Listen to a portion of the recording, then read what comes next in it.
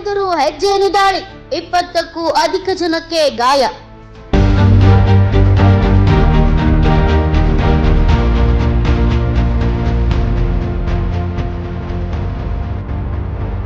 ನಗರದ ಟಿಜಿ ರಸ್ತೆಯ ಕೋರ್ಟ್ ಎದುರು ಏಕಾಏಕಿ ದಾಳಿ ನಡೆಸಿದ ಹೆಜ್ಜೆನುಗಳ ಗುಂಪು.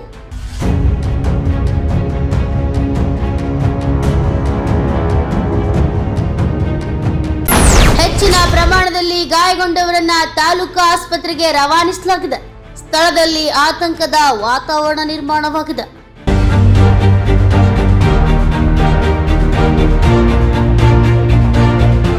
ಹಾನಗಲ್ ಪಟ್ಟಣದ ಟಿಜಿ ರಸ್ತೆಯ ಕೋರ್ಟ್ ಎದುರು ಬುಧವಾರ ಮಧ್ಯಾಹ್ನ ಏಕಾಏಕಿ ಹೆಜ್ಜೆನುಗಳ ಗುಂಪು ದಾಳಿ ನಡೆಸಿದ ಪರಿಣಾಮ 20ಕ್ಕೂ ಹೆಚ್ಚು ಜನರು ಗಾಯಗೊಂಡ ಘಟನೆ ನಡೆದಿದೆ.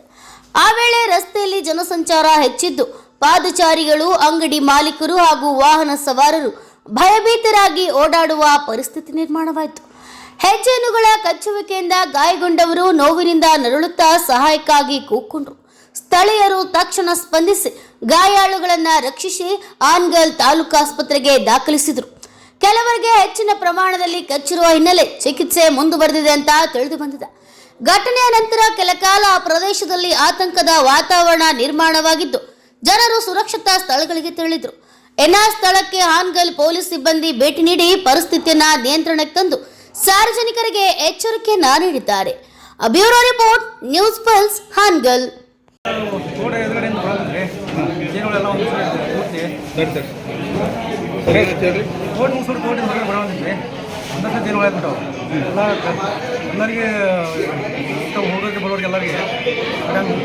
ಕೋರ್ಟ್ ಒಳಗಡೆನಾ ಹೊರಗಡೆ?